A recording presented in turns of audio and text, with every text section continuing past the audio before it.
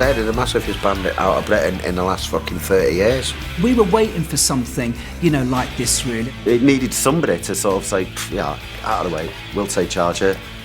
This is what you're getting. This is what it's going to be from now on. Oasis summed up the spirit of the times, the sense that things had been crap for a very long time and that things were about to get better. There is a positive feeling that we're going to make it.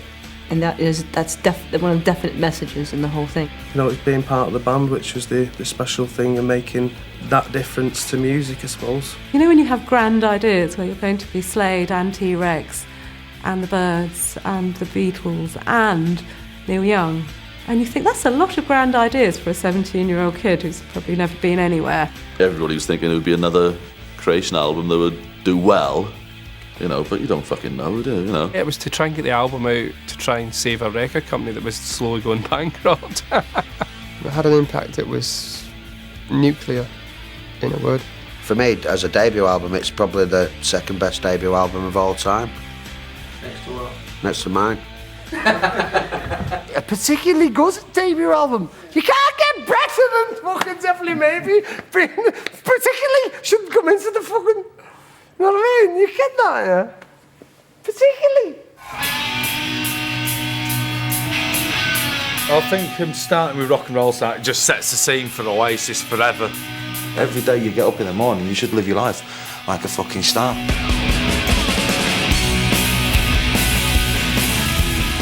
You're young and, you don't have any money and you want to be in a rock and roll band. Great pull-you-in sort of song, really. It says it all, doesn't it? So I'm a rock and roll star. I live my life in the city.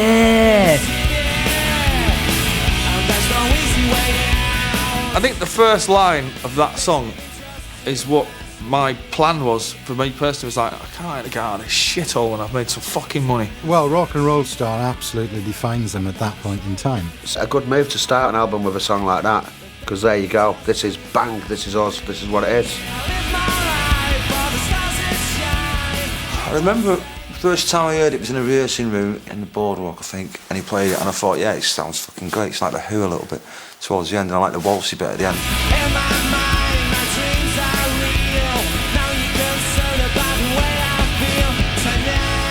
It set the tone for everything, and I think that was Noel's intention. I think Rock and Roll Star is one of the top songs on it. I've actually got a little 8-track version of that I've still kept. You got to sing it like that's what you are, and that's what anyone can be if they want to be. Tonight I'm a rock and roll star, and every night he's a rock and roll star because he's a rock and roll star. And he still means it, man, and it comes across all that stuff.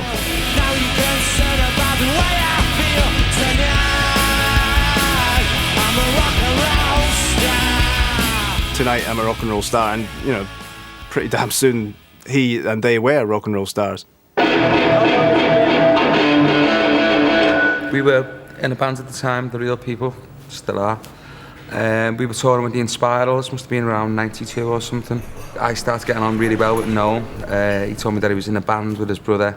One night we played in Manchester and they came to see us, and then everybody went back to our house, to my flat, and we all sat up playing guitars until fuck knows what time in the morning.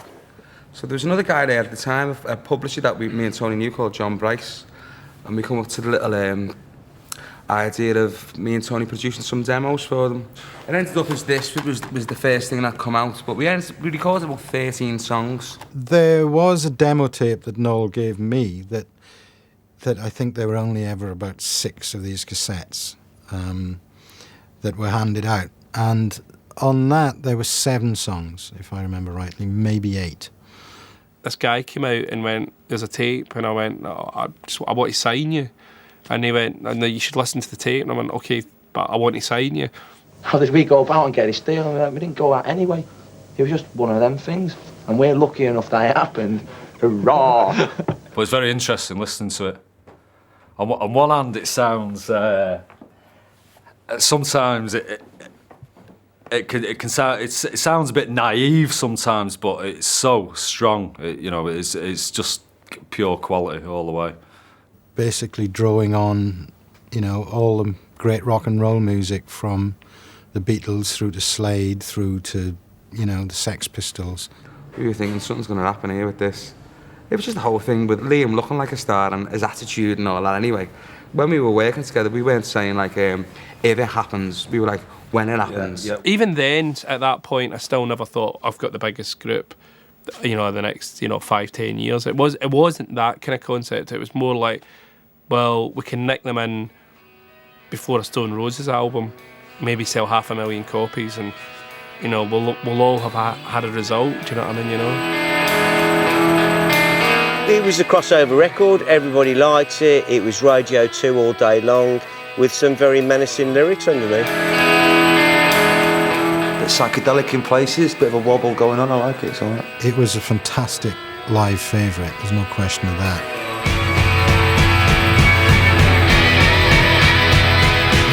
I was surprised it did better than Supersonic in a way. The sheer gall, even of, ripping off the Coca-Cola song. Genius, I think. I mean, it's 12-bar blues, isn't it? Funnily enough, it sounds like when you hear Supersonic and that together, and they were the first 2 singles, that, hang on a minute, it's some lunatic who's just writing random nonsense about plasticine and fucking, traffic lights and, My Friend Mr. Soft and all that. And most of that stuff about traffic lights and My Friend Mr. Soft are all from adverts. And Shaker Maker is a toy from the 70s that I used to have, a Shaker Maker. Shaker Maker was a piece of piss. It was kind of their best recording. The only thing we did on that was change that verse on the mastering. Shaker Maker to me just reminds me of the Coca-Cola song, because obviously that's the version they always used to sing.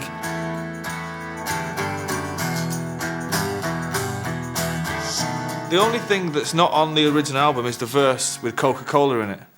Luckily enough, we had an instrumental mix, and me and Liam had to go to Johnny Marr's studio in Manchester, and this is the fucking God's honest truth. Me and Liam were driving in the back of somebody's Cortina or something on the way to the studio, and Liam said, "Have you got a last verse?" And I didn't have anything, not fucking one word did I have. And I said, "No." And he said, "Well, what are we going to sing? We'll get that." I said, "Don't worry about it, man. Don't worry about it." And we passed Sifters and we stopped at the traffic lights outside. And just fucking sat in the back and wrote it in my head. And then Liam went into Johnny's studio, sung it. It took about, 10 minutes. And that was that. But it seems like I didn't spend much time writing any fucking lyrics at the time. No. It was described at the time that this is a piss take, surely, somebody said in one of the magazines. Which of course it was.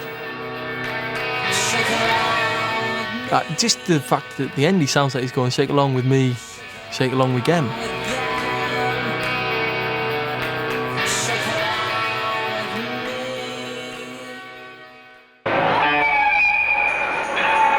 There was no thought of getting a record deal. It was just songs to play when we were doing the boardwalk on a Tuesday night, which is probably why it sounds so free and easy. Do you know what I mean? It just flows. All the chords just flow out of each other. Like rock and roll star, I'm gonna be a rock and roll star. I want to live forever. Cigarettes and alcohol, all things like that we were saying for the very first time, and I still hold all those dreams and aspirations to this day. I think he had 50 songs when he met me, and he used to lie, and he used to tell me that he'd just written one on the train, and I think the guy had been writing for about 5 years before he met me, and he had about 50 songs, and he had the first 2 albums. I haven't seen your face round since I was a kid. You're bringing back those memories of the things that we did. He worked in for gas board, I think, and he worked in like where they went for parts, and he was dishing bits out and signing things in and out and that. And he used to have his guitar in there, and he said he used to just write songs while they were in there. So I reckon he had a lot of songs wrote. I wasn't trying to impress anybody with my lyrical prowess, I didn't give a fuck about that. And I wasn't trying to make a point, and I wasn't trying to build myself a platform where I could go and preach to the nation about this, that and the other. I was writing about things that were true to me, and it's about shagging, drinking and taking drugs.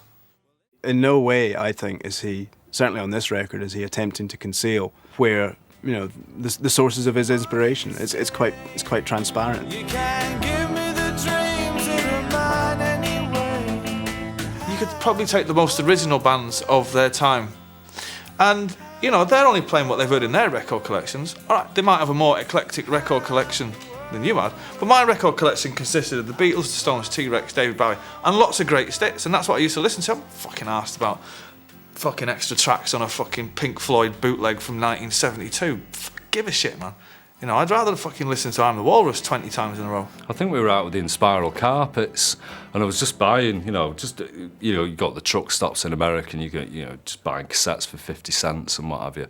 And I got a Bee Gees compilation that I think it was something like 69 through 71 or something, and it was just amazing. I'd never heard anything like it. I'd never heard the early Bee Gees stuff, and Noel was like, "Oh, you've got to get that Yellow album, the Yellow greatest hits with all the stuff like Massachusetts and the 60s Bee Gees stuff, which is really, really good."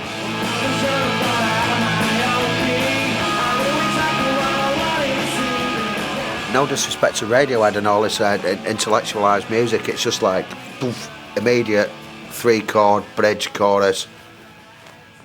People don't want to get the logarithm tables out when it comes to music. They want something that's right in your face, right at you. And that was, and they fulfilled all criteria on that one, I think that's what rock and roll is. I mean, it's not reinventing the wheel, and it's not art school rock, and you leave that to other bands who are really good at doing that, and bless them, a lot of them are British, and let them get on with it. The signature tune of Definitely Maybe for me is probably Live Forever. I mean, it's still my favourite Oasis tune, and it always was in the beginning anyway. After Supersonic and Shaker Maker, it was the one where people went, actually, there's fucking something here, you can't argue with that. It's there. Noel's arrangements and structures are fucking pop-tastic, it's fucking like Abbot or something, he's Beatles fanatic, isn't he? They're perfect, like, fucking 16-bar intros and all that, and perfect arrangements. Live Forever is the most famous track, and to use an industry well-worn term, it's probably the most crossover track on the album.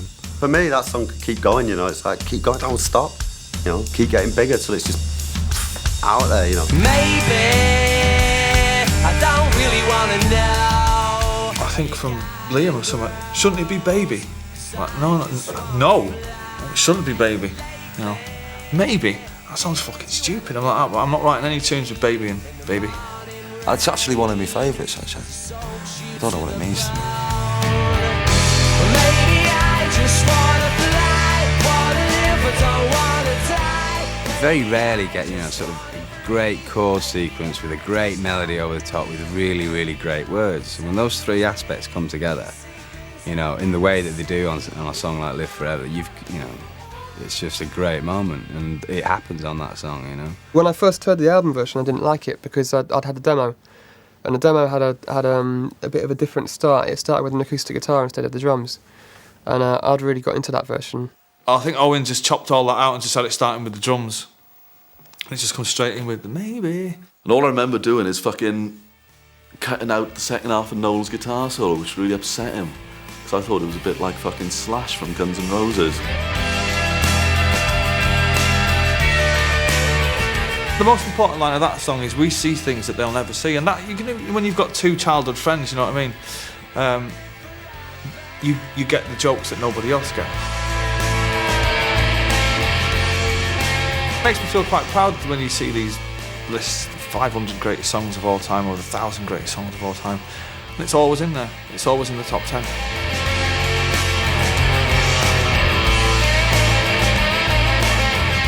You know what really fucks me off and annoys me about all that stuff is, I'd be writing these songs and I'd have the lyrics written down and I'd go and demo them and I'd screw them up, throw them in the fucking bin, and then you put them in the bin and they'd be gone, and I was sitting there thinking, if I had the fucking words, the original handwritten lyrics for Live Forever, you haven't still got them, have you? I've got everything. Oh, you bet you fucking have. You know I have. Fucking fortune. You have got them, haven't you? Oh, I threw it all away, mate. You're a line cunt. 5 box files like that full of everything.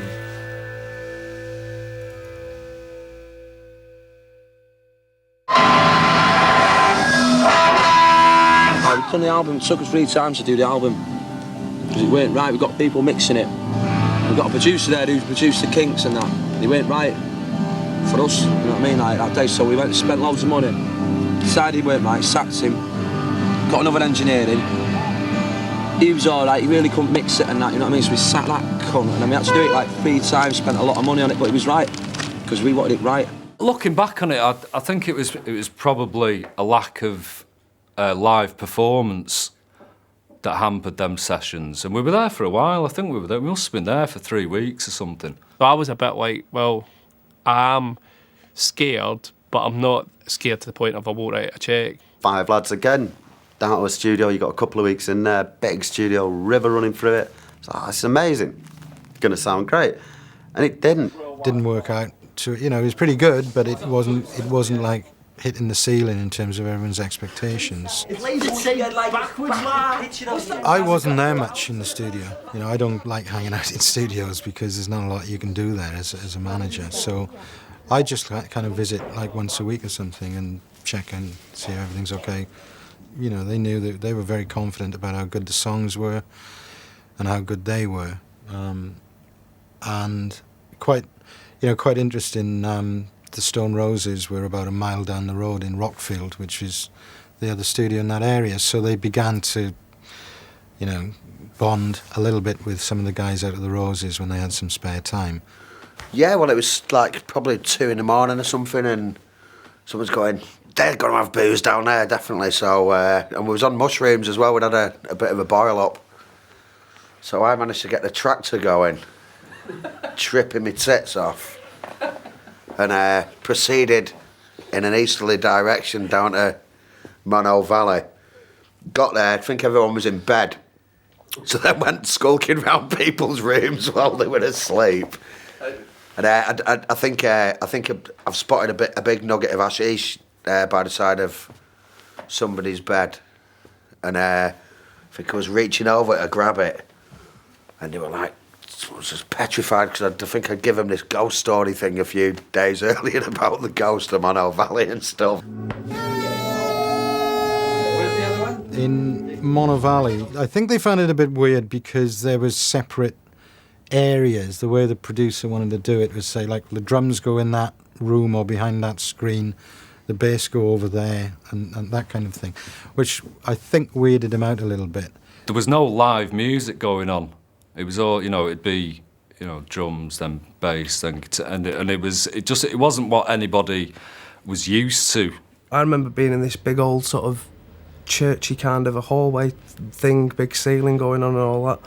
And I couldn't see any of the band, and we were separated, and there was something that wasn't quite happening. I actually thought when we was in Monroe Valley that it sounded all right, but of course I'd never actually heard the band live because we were always on stage, and he was going, it's just not right, And Alan McGee was going, it doesn't sound like you lot. So we were sort of taking their word for it, really. The deliveries was all good. It was just the way it was. I think it was just the actual vibe of the thing and the way it sounded. It just sounded soft.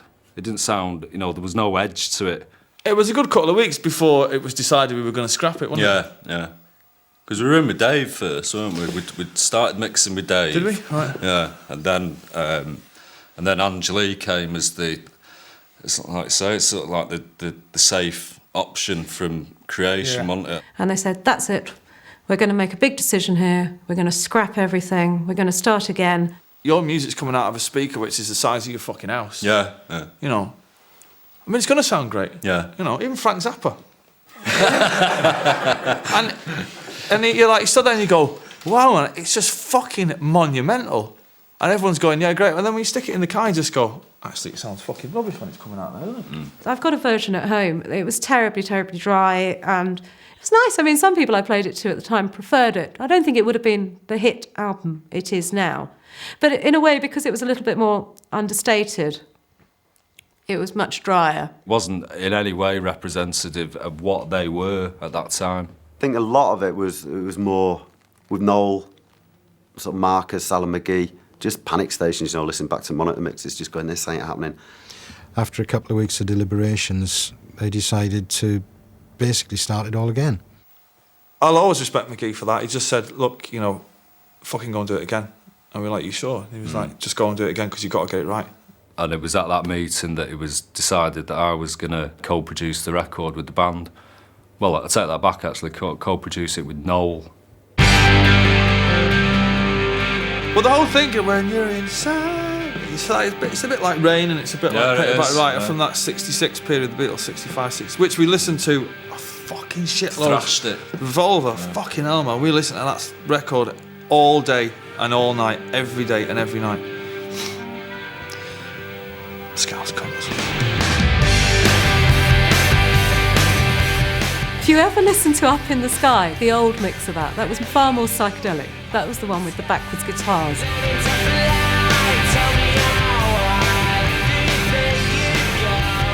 I don't think there's any way to say this without sounding like a twat, so I'll just say it anyway, and I can edit it out anyway. Or overdub someone else's voice on it. Or superimpose our kid's head on top of mine while I say it. But it's actually about, I wouldn't say it's an anti-establishment song, but it's about people, because we were all on the dole at the time and under Conservative rule and that. And it was about establishment figures who didn't really have a clue about how people were living in England at that time and what people had done to the country, you know. And it was quite an angry song to quite a happy tune.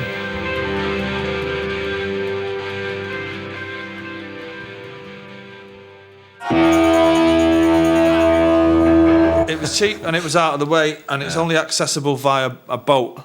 They didn't tell me that you had to put the gear on a boat to get it there. It was like they'd kept that one as a surprise. And even when I phoned the guy and go like, don't come any later than 4 o'clock. And I'm going like, well, you know, maybe it's because it's getting dark or something like that, you know. Of course, when somebody says, it's fucking great, this boat comes and picks you up, you know, and you go, fantastic, we went to the fucking studio by a boat. And of course, this boat's about the size of this fucking chair, and there's some bloke on the back with a little engine. This little boat chugs round to the pier. Hiya, have you got the gear then? If you want to go for a pint, then you've got to get the guy who runs the studio to get you in his little motorboat and put you across the lake, drop you off. There's a boozer right on the other side, so you dive off, you go for a pint.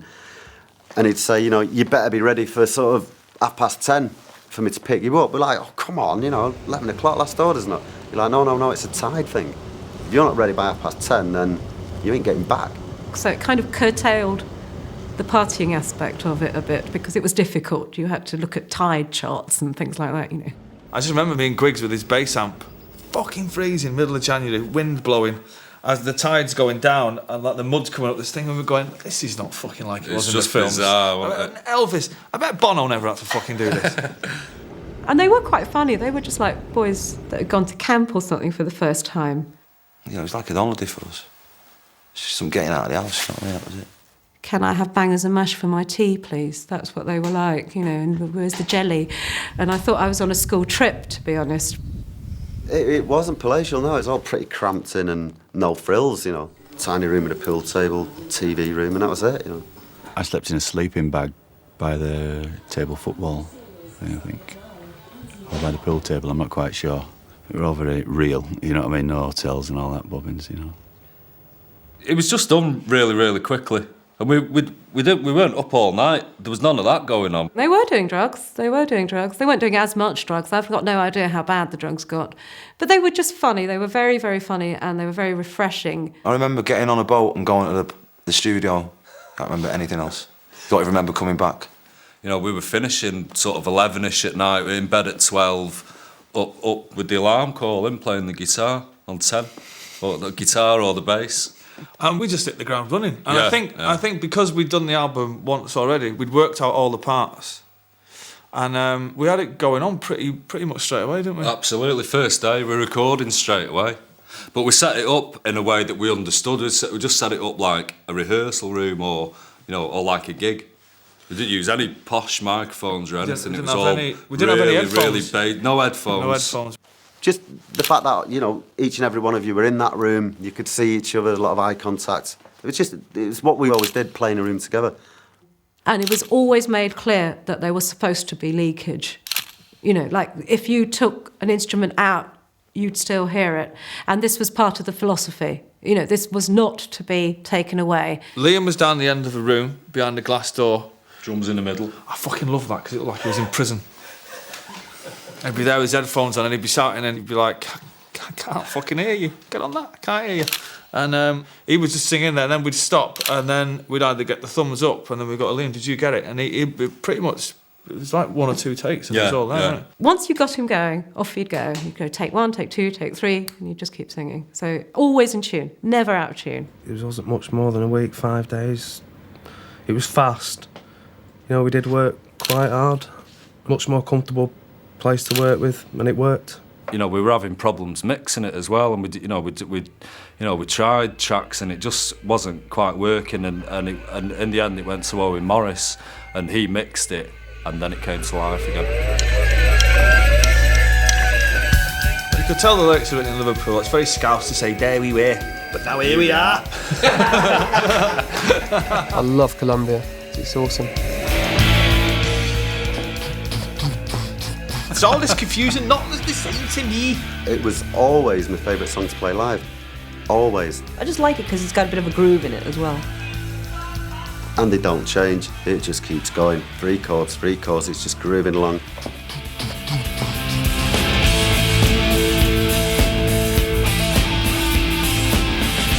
We were staying at the Columbia Hotel a lot when we used to come down to London before we got barred. And that was it. We'll call that tune Columbia. No one can say, oh, it sounds like the Beatles or it sounds like the Stones or stuff. To me, it's Oasis, you know?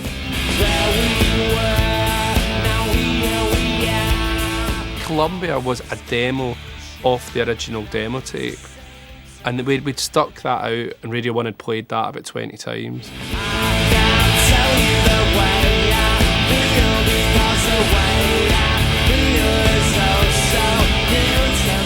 When I first heard his vocal take and that, it's like, jeez, you know, if I had hair, it'd been up there. We just used to play it for about a minute before we come on, and then Liam would walk on and make his dramatic entrance, like Nosferatu. It's a one man clapping at the mic. He'd go like that. Ian Brown! Ian Brown!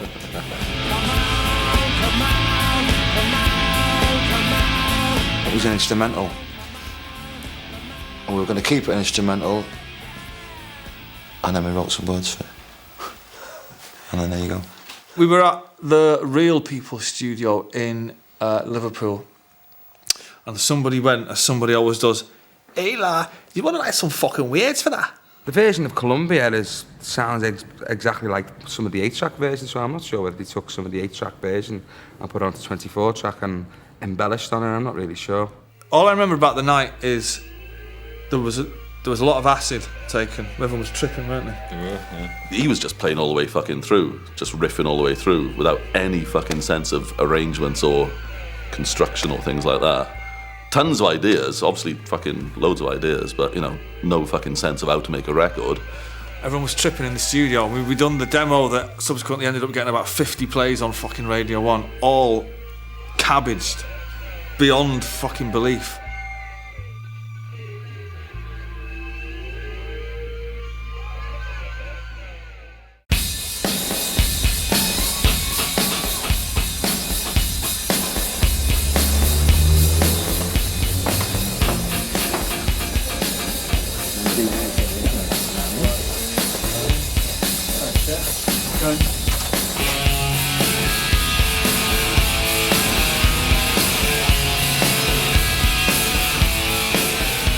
We were sent to Liverpool by Creation to do some demos, and for whatever reason the stuff that we were doing, it wasn't really happening.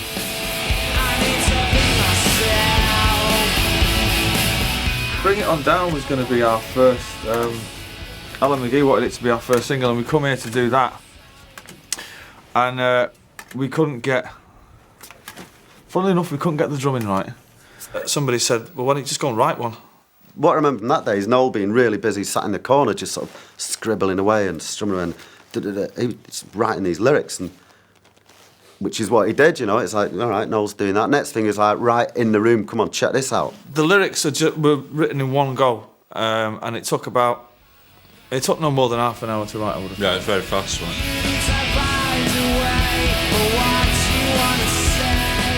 I would play it through on acoustic guitar, and everybody would I think Bonehead and Griggs would then start writing the chords down, because I don't know what chords are. I was just lent there, and I just wrote the first things that came into my head. And then I just went, there you fucking go, supersonic.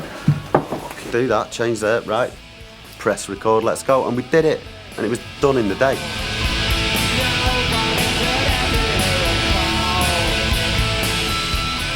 was back in those days where you just went, fuck it, yeah. So I went in the back and wrote the song, and then we just said, well, if we don't get anything to show creation, well, at least we've gone down. We've got a new tune. At least they won't think we're a bunch of chancers. And the version that they demoed that day is the version. They've never re-recorded it ever. It costs like 200 quid to record it. The version of it was so fucking good, man, that why try and recreate genius? We left here that night and listened to it in the car on the way home about 20 times. I was like, fucking hell, man, that sounds mega. Coyle went, yeah, get on this song. They've just done this today and put it on it. That was the moment we both went, it's got to be unstoppable now. It's great because it's just too slow. And I like that. That was one of the things that got me about it all. It all just seemed a little bit like you're trying to walk through the swimming pool. I want to be myself, don't want to be no one else. There you go, statement of intent. Great attitude. I think the lyrics are pretty funny. I like all the lyrics about the dog, isn't it? Szaszy was actually a big massive Rottweiler who farted terribly. A fat dog, disgraceful farts all day long, sat under the desk, intimidating everyone in the room. And he had a BMW, can arrive with you and your BMW and stuff like that. It was. What was you drinking? Gin and tonics at the time. Must have been going through Well, your fault. No, it was my fault. No, it must have been going through one of my effeminate phases. Yeah. I think a couple of days later we were doing a session in Maida Vale, and Alan McGee turned up, and he was like, well, come on, let's hear this song that you've recorded, first single and all that. I've not even heard it, it's supersonic, what's that? I remember playing it through the speakers in Maida Vale, just blew his head up.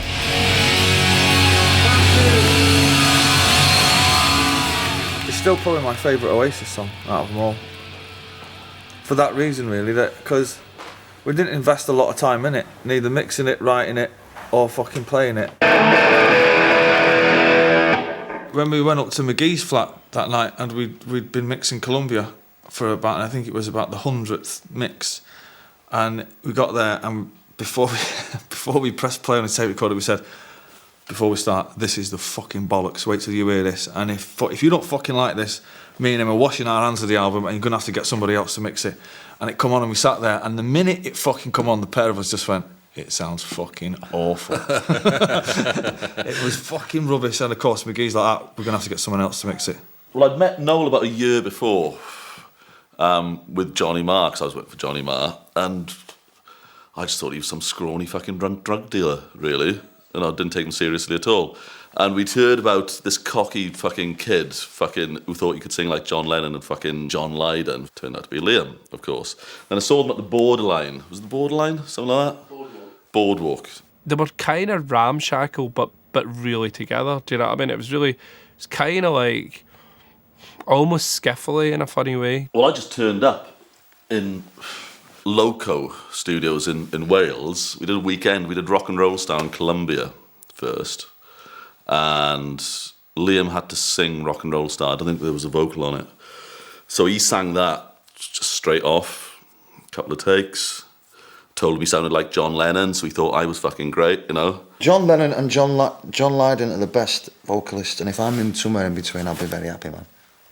And he was happy, Noel did a bit of singing on it, and I just mixed it. The first factor definitely maybe that should be acknowledged is Owen Morris really was, he took the record and he really did give it an aggression. Most of the mixing was out of necessity, all the ultra compression, so you just get a sort of wall of noise. He knew how to mix records. I mean, he'd made a lot of records anyway. We just didn't basically know what we were doing.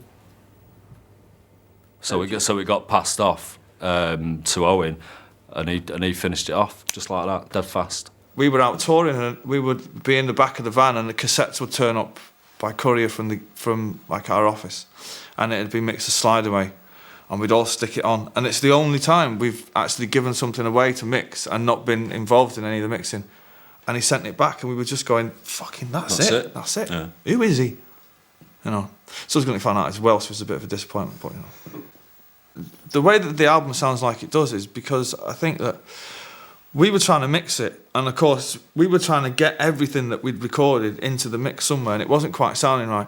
So of course Owen had never seen the band, So we sent it to Owen to mix, and he just took all the best ones. And when it came back, we were just going, oh, well, there you fucking go, you see. And he made sure that everything was there somewhere. Well, I remember him phoning up Marcus and saying, there's one song here, it's got 17 guitar solos on it, all going on at the same time.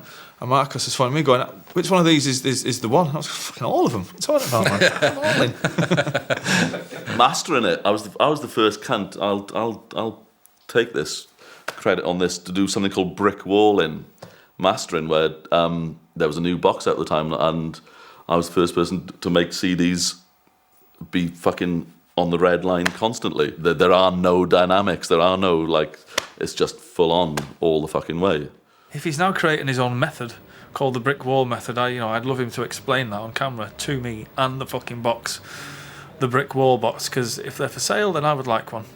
It worked in fucking jukeboxes around the country, man, for that first fucking year. Oasis came on louder than everybody else, and it was fucking fantastic.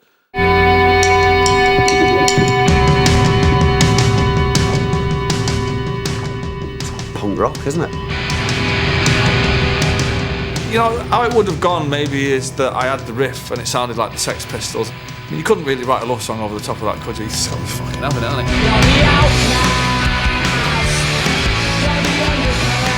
The underclassers may be thinking about us, really. You know, being on the dole and all that. That has a meaning for me because I just thought it was fantastic. It's what I've been waiting to hear for a long time, and obviously lots of other people had as well. I don't think that's directed at one particular person. I say, if it is, it's probably a person that everybody else knows, you know, the uninvited guest who stays till the end. The weirdest line in that is his fucking head's in a fish tank. I'll tell you what I do love about that song is Owen got probably the fucking one of the mentalist drum sounds ever put on a record, man. Them toms at the beginning are just fucking outrageous. I honestly don't remember doing that. Well, I did it, but I don't remember a fucking thing about it. Basically, what had happened is the drummer, as we all know now, could not play then. Well, it's like he couldn't play, but he couldn't keep time, which is a bit of an essential function with the drummer. We couldn't Bring It On Down. We didn't get that at Sawmills. We went to Eden Studio in Chiswick to do that. It was the last track to do. It was the only one we had to nail, and we couldn't get it. And we actually hired another drummer for the afternoon to do it. I've been telling or asking Tony for, it's got to be fucking getting on 2 years. It goes like this. And then, of course, when this drummer come down and he's playing it, and Tony sort of stood there, and it must have been awful for him, but you know. And then the other guy couldn't get it. I remember Bonehead coming into me, then he said something which wound me up. And he said, right, come on, he'd done it on purpose. And I went in and done the taking one. He fucking jumped on the drum kit and he goes, oh, you mean like this? And at that point I was like, you'll be on the fucking dole by Christmas, you will, you fucking blagging little cunt.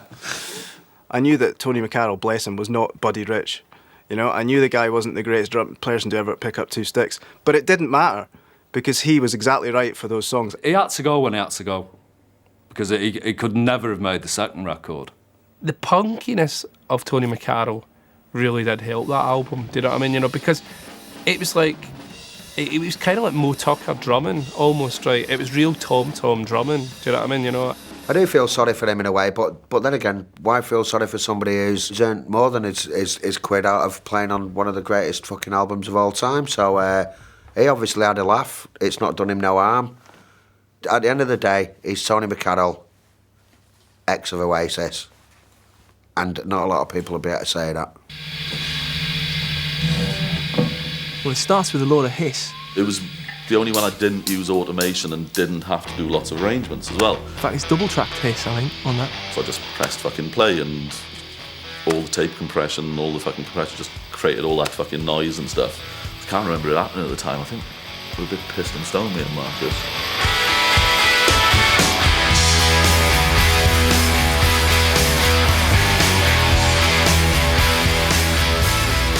Alan McGee went mental for that when he heard it. He was just going, that is the best social comment anybody's made in 20 years of music. I mean, there aren't many Oasis songs with any sort of subconscious or otherwise elements of political dissent in there, but that was definitely one of them. Is it worth the aggravation to find yourself a job when there's nothing worth working for? that spoke to me as a aged has-been, let alone a sort of 16-year-old living in a council estate in Manchester. England was in the fucking toilet, man. It was a horrible place to be. Just personified what a lot of kids were feeling and thinking at that time. You could wait for a lifetime to spend your days in the sunshine. You might as well do the white life. Good tune. The only band to get a record in the top 10 that advocates cocaine use. And it fucking amazes me how we fucking snuck that past Radio 1. You gotta make it happen. Only me and Marcus there in the mixing, which was fucking great as well. No band members around, no egos, do what you want, you know, turn Bonehead up rather than fucking Noel and all this sort of stuff, you know. I like ad-libs and bits that people think, what's that fucking noise? And there's lots of stuff like that on subsequent albums. I don't think there's much of that on Definitely Maybe, apart from the hiss that Owen left on. Did Owen tell you he invented hiss? We were sort of bracing ourselves for a number fucking 35 or something. It went higher in than Live Forever. And I think at that point it was decided that we should fucking strap in the seatbelts. It's going to get fucking wild from here on in.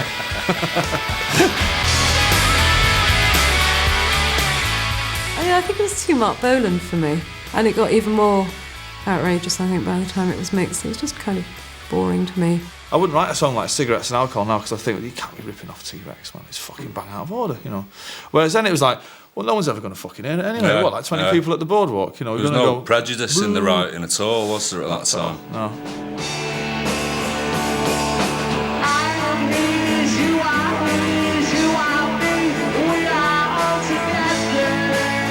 I suppose if there is an influence on the lyric writing around that time, it was the sheer nonsense of I'm the Walrus, you know, because we used to, that was a very fucking big song of ours. Obviously, we play it live and still do. And even though John Lennon's got this in his later days, in his solo stuff, he was quite confessional, you know, mother and all that, mother. And but in the Beatles, it was all, you know, what the fuck were they singing about? Obla-dee, obla-da? Yeah.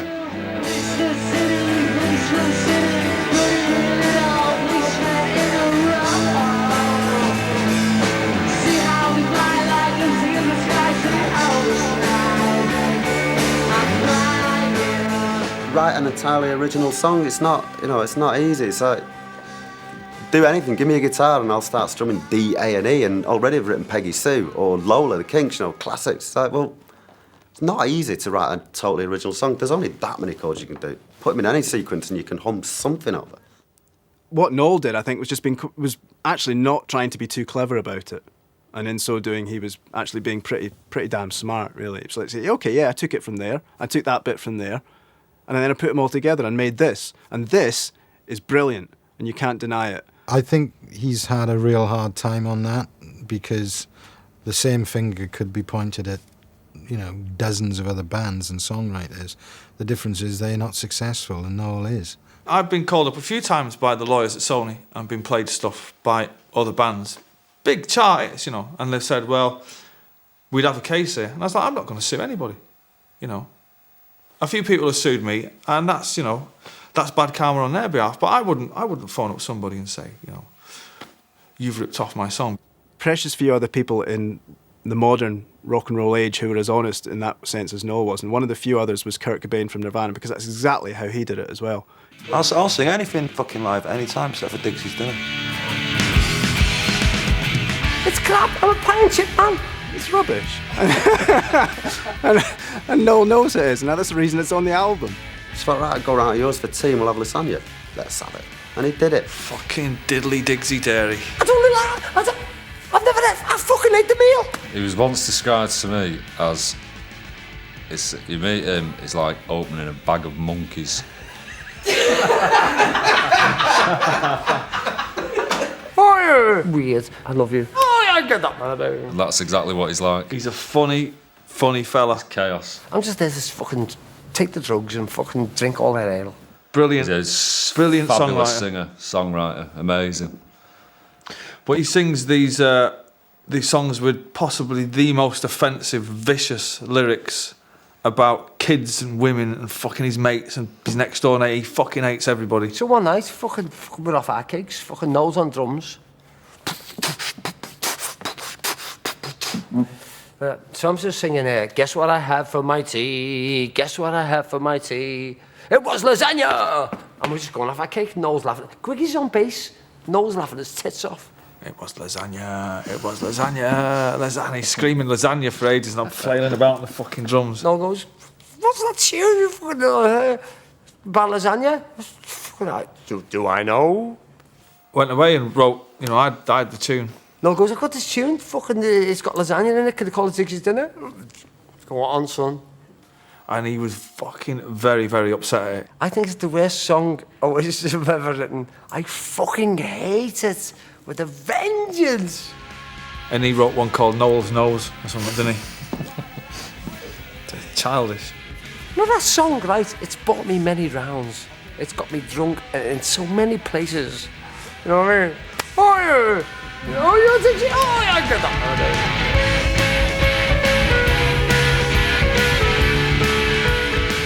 It's got one line in it though that for me just makes the whole song. These could be the best days of our lives. Yeah. No matter what you think about the song, maybe a bit quirky or a little piano solo. Oh, there's a piano in it, yeah. It's just all wiped away with that one line. Is the song for me.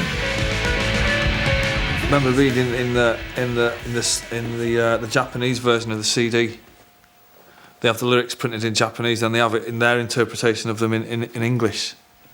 It's what's in for Digsy's dinner. Fucking stunning.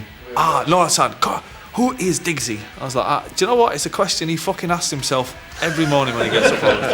Oh, it's Digsy, lasagna. Fuck off.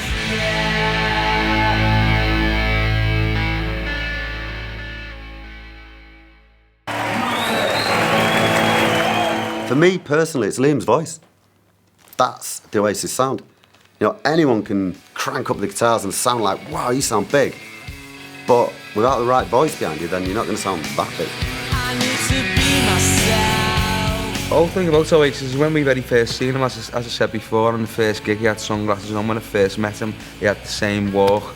With me, Liam's always been the real deal. I mean, the lasting impression I had, I guess, of that first gig was Liam, because they were crowded onto this really small stage, and logically, the singer stands at the front, and even if Liam had been standing at the back, he would have been the person that you looked at. He's a total pro when it comes to singing. He's probably not a total pro about getting himself there or anything like that, but once he goes very well. He has a very Mancunian sort of delivery, which at the time, the bands that were coming out of Manchester, they weren't singing in, fake American accents and, put on accents. The singers used to sing as they talked. And he was 20, 21 years old and he'd never had a proper job in his life, do you know what I mean? For what I can know of it anyway. I just feel the fucking bollocks, man, Every time I fucking sing, I feel fucking really good.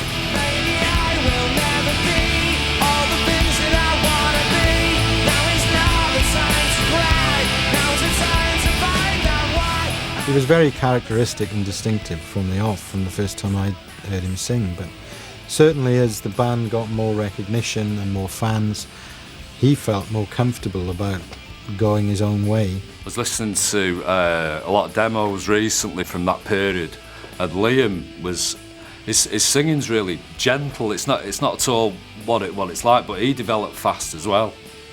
But he started off and he was almost angelic at times.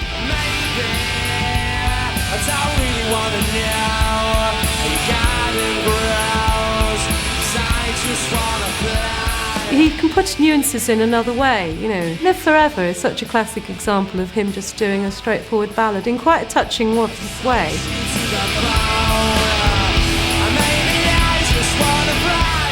I've never held a microphone in my entire life. It feels weird. It doesn't feel comfortable. I've always either leaned on it or with my hands behind my back. And the reason I do that is because I get more power out of the singing. If I held it like that, I'd feel like a bit of a fucking, a bit weird. I think he's always had it sort of just slouching and looking up and the way he does, yeah. again, that immediately struck me from the outset. Well, the reason he's not moving is because he doesn't have to, or he believes he doesn't have to. The way that he's singing is so physical. You know, he's just wrenching this sound out from his throat.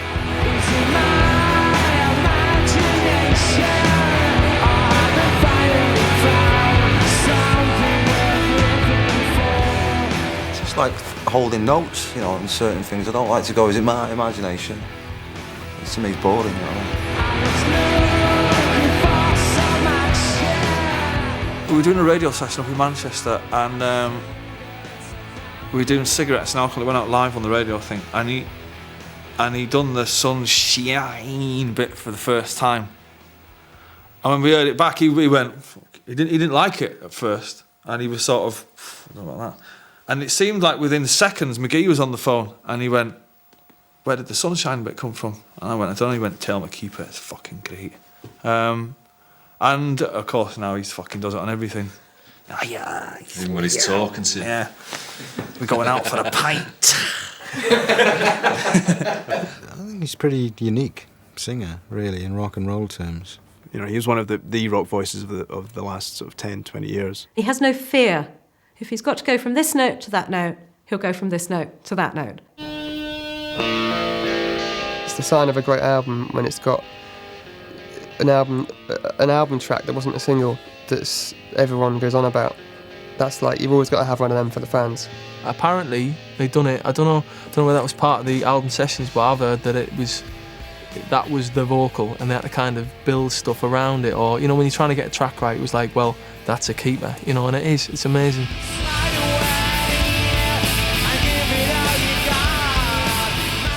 Slide Away was written whilst they were doing the album sessions, so the first time I heard it was when they were well into recording Definitely Maybe. I'd been on tour, and we'd actually phoned Johnny Marr and asked him, could we borrow some of his guitars, because we didn't have that many. And he sends down this Les Paul, and I swear to you, I took it out of the fucking case, and I had a bedroom above one of the live rooms, and it turned up in the morning, and I took it to my bedroom. I picked it out of the case and I sat down, and the fucking song wrote itself.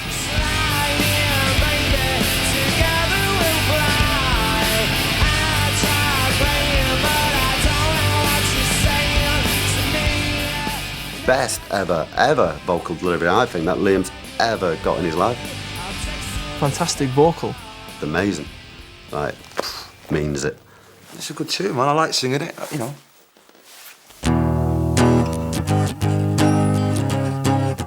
I've heard that they did, was it Married with Children, on Coyley's bed in his bedroom, you know.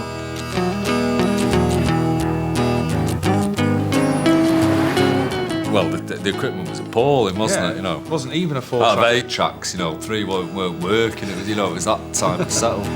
There's no need for you to say you're sorry. Goodbye, I'm going home. I think the whole vibe of the song would have been lost if you tried to recreate it in a posh 24-track studio. You know, the whole spirit of the song. It works. And when it works, it's charming, and when it's charming, it goes on the record. You know? If it's about anything, it's about your girlfriend. Not mine, but, you know, it's about people's girlfriends. But just the sound that he got out of that guitar, it's like, well, what's that? What's the guitar you're playing? What's the acoustic? The guitar that's actually played on, the Gretsch Country Gent, actually is a Stone Roses guitar. It used to belong, it's John's Country Gent that was round at your house. Hey, it's great how they got this really dry sound. It's probably because he's got a fluffy duvet or something, you know. Because Liam was on he was on the turn with his vocal at that point as well, with you saying it's quite a sweet vocal. Well, he used to have a really sweet voice. I remember everyone downstairs playing Frustration, and we were going up the stairs to record this song, and we sat on his bed and recorded it. It was done pretty quick. It took us about half an hour. And it will be nice. And it's great to have something on the album that is a link between when they were demoing with Coyle and the finished album.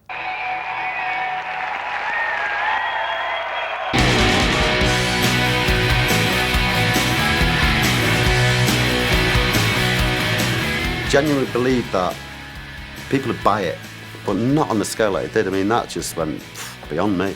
If you know you've got certain songs that you can hear your mum singing before they've even started for a rock and roll band, then you know you're on a winner. The only band I think who were comparable to Oasis, and obviously comparisons have been made quite a lot with Sex Pistols, but Sex Pistols didn't have songs that were as good as Oasis. Definitely maybe came around 94, 95 and went, wake up, the decade's on. I think we stole the crown that the Stone Roses left up there for grabs as such. We seem to catch the mood of the mid-90s, you know, between 93 to 98. I'd say Definitely Maybe and Nevermind by Nirvana were the two most important albums of the 90s in terms of what they achieved and who they inspired and what they were about, what it said. It's probably the best debut album then, isn't it, really? Well, in my book. And I'm not biased. Young people were going out and getting into clothes and buying records and going to gigs again. The live music thing fucking went through the roof in the 90s, you know? All of a sudden our office got deluged with demo tapes, guitar band demo tapes from all over the world, you know. So that was one way of judging the influence it had. I think it's just a great album all in all. It is gone down in history, really, isn't it? It's timeless, you know, any piece of good art is timeless, and I think that album will always stand. It was all great, you know, even though my own band at the time, the Stone Roses, by the way, lest we forget, was going shit, you know, and there was a lot of trouble and all that. But every time we made up with the Oasis lot, then it was just fucking game on, you know what I mean? And having it large, and very large.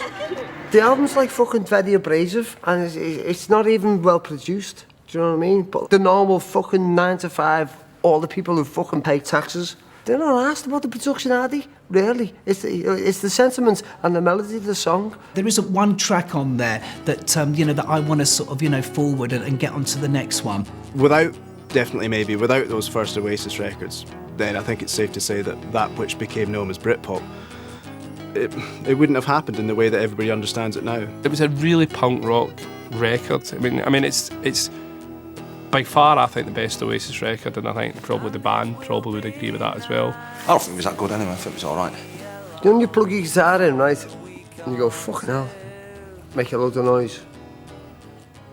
It is that simple, isn't it? It really is that simple. 3 chords. Rock and roll. Tell a million people, oh, fuck off, yeah, this is all right, isn't it? You know what I mean? But imagine if it's not.